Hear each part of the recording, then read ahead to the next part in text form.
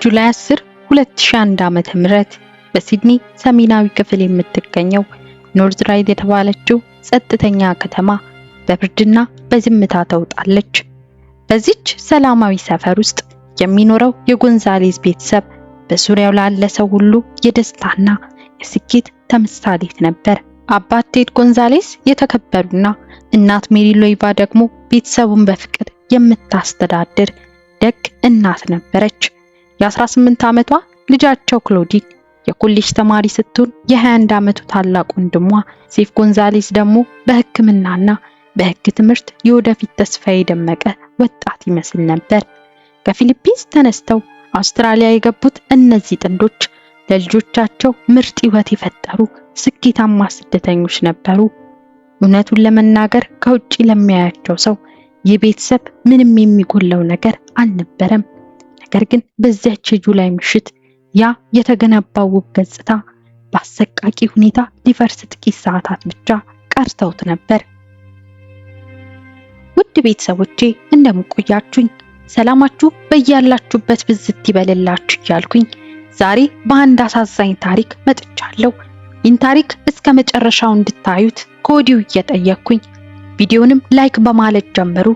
አዲስም የሆናችሁ ሰብስክራይብ በማድረግ ይህን ቤተሰብ ተቀላቀሉ። እስከ ቪዲዮ ማብቂያ አብራችሁን ቆዩ። ምሽት 4:30 አካባቢ የ21 ዓመቱ ሴፍ ጎንዛሌዝ ወደ ፖሊስ የድንገተኛ አደጋ መስመር በመደወል በከፍተኛ ድንጋጤና ለቅሶ መጮህ ጀመረ። ከጓደኞቹ ጋር አምሽቶ ወደ ቤት ሲመለስ አባቱን፣ እናቱንና እህቱን በገዛ ቤታቸው ውስጥ ተገለው ማግኘቱን ተናገረ። ፖሊሶች ወደ ስፍራው በደረሱ ጊዜ ያዩት ትዕይንት ግን ልብን የሚያስደነግጥ ነበር። ሳሎኑና ኩሽናው በደም ተበክሏል። የአባቱ የእናቱና የእህቱ አስክሬን በተለያዩ ክፍሎች ውስጥ ወድቋል። በዚህ መሃል ግን አንድ ትልቅ ነገር ነበር። ይህም ገዳዩ ወንጀሉን ፈጽሞ ከመውጣቱ በፊት በኩሽናው ግድግዳ ላይ የፊሊፒንስ ተወላጆችን የሚያንቋሽሽና በዘር ላይ ያተኮረ የስድብ ጽሑፍ በስፕሬይ ቀለም አስፍሮ ነበር። ይህ መላውን የአውስትራሊያ ማህበረሰብ ያስቆጣና ወንጀሉ በዘረኝነት ተነሳሽነት የተፈጸመ አስከፊ ጥቃት እንደሆነ እንዲታመን ያደረገ ክስተት ነበር። ሴፍ ጎንዛሌዝ በሐዘን ተሰብሮ እንባውን እያፈሰሰ ይህንን ያደረጉ ሰዎችን ፈልጉልኝ እያለ ይማጸን ነበር። መርማሪዎች ግን በቦታው ላይ ያገኟቸውን ፍንጮች በጥልቀት መመርመር ሲጀምሩ የታሪኩ መጋረጃ መዞር ጀመረ። ቤቱ በኃይል ተሰብሮ አልተገጠመም። የጠፋም ውድ ንብረት የለም። ያ ፍጹም የተባለው የጎንዛሌዝ ቤተሰብ በሩቅ እንደሚታየው ያማረ አልነበረም። ከግድግዳው ጀርባ በወላጆች ከፍተኛ ግፊትና በልጃቸው በሚስጥር የተሞላ ሕይወት መካከል የሚንተከተክ እሳተ ገሞራ ነበር። ፖሊሶች መርማሪ ቡድን አቋቁመው የጎንዛሌዝን ቤተሰብ የቅርብ ሕይወት መፈተሽ ሲጀምሩ ያ ከውጭ ሲያዩት እንደ መስታወት የጠራው ስኬት ውስጡ በውሸትና በጭንቀት የተሞላ መሆኑን ተገነዘቡ። እውነቱን ለመናገር የቤተሰቡ መሪ የሆኑት ቴድ ጎንዛሌዝ እና ባለቤታቸው ሜሪ በልጆቻቸው ላይ በተለይም በበኩር ልጃቸው በሴፍ ላይ የነበራቸው ቁጥጥርና ግፊት እጅግ ከፍተኛ ነበር። በፊሊፒንስ ባህልና ወግ መሰረት የበኩር ልጅ የቤተሰቡን ስምና ክብር ያስጠብቅ ስኬታማ መሆንም ነበረበት። ሴፍ ግን ወላጆቹ የሚፈልጉት አይነት ልጅ አልነበረም። እርሱ ግን ይህንን እውነታ ለወላጆቹ በግልጽ ከመናገር ይልቅ ሕይወቱን ሙሉ በሙሉ በውሸት መረብ ውስጥ ለመቅበር መረጠ። ሴፍ በማክዋሪ ዩኒቨርሲቲ የሕግና የሕክምና ትምህርት እየተከታተለ እንደሆነ ለቤተሰቦቹ ይናገር ነበር። ወላጆቹም በልጃቸው ስኬት ኮርተው በየወሩ ከፍተኛ የገንዘብ ድጋፍ ያደርጉለት ነበር። ነገር ግን መርማሪዎች የዩኒቨርሲቲውን ሰነዶች ሲመረምሩ ያገኙት እውነታ አስደንጋጭ ነበር። ሴፍ በደካማ ውጤቱ ምክንያት ከዩኒቨርሲቲው ከተባረረ ቆይቷል። ለወላጆቹ የሚያሳያቸው የውጤት ወረቀቶች በሙሉ በኮምፒውተር የተጭበረበረ ነበሩ። ነገሩ እዚህ ጋር ነው የሚገርመው። ወንጀሉ ከመፈጸሙ ጥቂት ሳምንታት በፊት ወላጆቹ እውነቱን መነካካት ጀምረው ነበር። የሴፍ ውሸት ሊጋለጥና የገንዘብ አቅርቦቱ ሊቋረጥ እንደሚችል የታወቀበት ወቅት ነበር። ከዚህም በተጨማሪ ሴፍ ከፍተኛ የሆነ የገንዘብ ዕዳ ውስጥ ገብቶ የነበር ሲሆን ወላጆቹና እህቱ ከሞቱ መላው የቤተሰቡ ሀብትና ንብረት ወደ እርሱ እንደሚተላለፍ ያውቅ ነበር።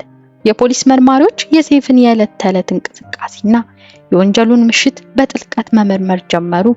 በሴፍ መኪና ውስጥ የተገኘው የጂፒኤስ መረጃና የሞባይል ስልክ ጥሪዎች እርሱ ከጓደኞቼ ጋር አምሽቼ ነበር ከሚለው የሰዓት መስመር ጋር ፈጽሞ አልገጠመም አሉ።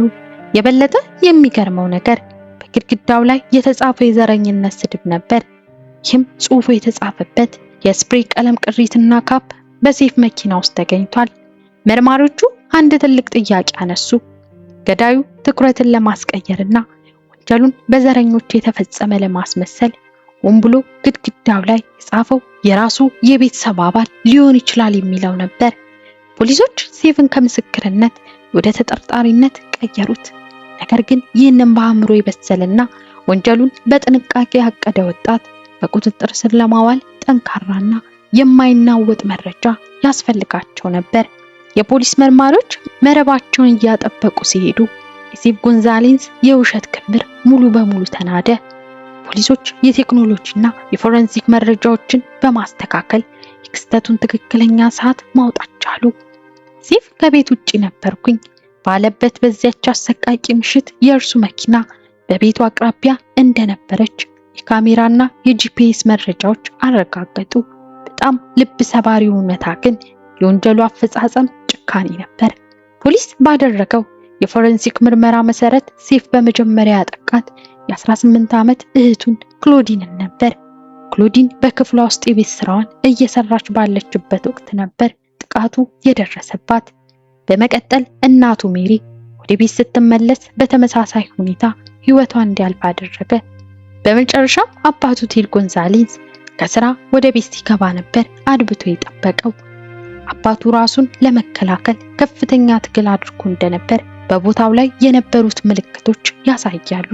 እውነቱን ለመናገር ይህንን ሁሉ አሰቃቂ ድርጊት የፈጸመው በገንዘብ ፍላጎትና ውሸቱ እንዳይጋለጥበት በመፍራት ብቻ ነበር።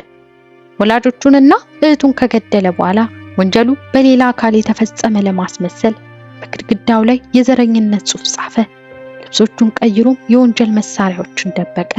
ከዚያም ምንም እንዳልተፈጠረ ሁሉ ከጓደኞቹ ጋር ተገናኝቶ እራት በላ። ምሽት ላይ ወደ ቤት ተመልሶ እንደመጣ በማስመሰል ለፖሊስ ደወለ። ነገሩ እዚህ ጋር ነው የሚገርመው። በምርመራ ወቅት ሴፍ ፍጹም የተረጋጋና ስሜቱን የተቆጣጠረ ነበር። በቤተሰቡ ቀብር ላይ ስቅስቅ ብሎ ሲያለቅስና ዘ ፕሬየር የተሰኘውን መዝሙር በቤተ ክርስቲያን ሲዘምር የነበረው ትዕይንት መላውን የአውስትራሊያ ሕዝብ እጅግ አሳዝኖ ነበር። ነገር ግን ያ ሁሉ የፈጠራ ለቅሶና ትወና የሕግን ዓይን ሊያታልል አልቻለም። በ2004 ዓመተ ምህረት የሴፍ ጎንዛሌዝ የፍርድ ቤት ሂደት ተጀመረ። አቃቤ ሕግ ሴፍ ቤተሰቡን የገደለው $6 ሚሊዮን የሚያወጣውን የቤተሰቡን ሀብትና የኢንሹራንስ ክፍያ ብቻውን ለመውረስና የተባረረበትን የዩኒቨርሲቲ ሚስጥር ለመደበቅ እንደሆነ በማስረጃ አስደግፎ አቀረበ። ሴፍ እስከ መጨረሻው ጥፋተኛ አለመሆኑን ቢከራከርም ዳኞች የቀረቡትን ጠንካራ የፎረንሲክ ማስረጃዎች በመመልከት ጥፋተኝነቱን በሙሉ ድምፅ አረጋገጡ። ፍርድ ቤቱ በሴፍ ጎንዛሌዝ ላይ 3 ተከታታይ የዕድሜ ልክ እስራት ያለ ይቅርታ ፈረደበት። ዛሬ ሴፍ ጎንዛሌዝ በአውስትራሊያ ከፍተኛ ጥበቃ በሚደረግበት እስር ቤት ውስጥ የቅጣት ዘመኑን እየገፋ ይገኛል። ፍጹምና ደስተኛ ይመስል የነበረው የጎንዛሌዝ ቤተሰብ ታሪክ ከግድግዳው ጀርባ ባለው ስግብግብነት፣ ውሸትና ቁጥጥር ሊታመን በማይችል አሰቃቂ እውነት ተቋጨ።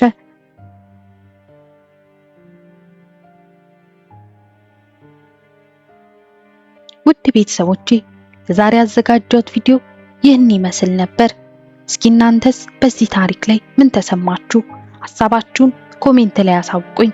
ላይክ እንዲሁም ለሌሎች እንዲደርስ ሼር እያደረጋችሁ ለዚህ ቻናልም አዲስ ሆናችሁ የምትመለከቱ ሰብስክራይብ እያደረጋችሁ ተቀላቀሉ። በሌላ አዲስ የወንጀል ታሪክ እስክንገናኝ ድረስ ቸር ቆዩልኝ።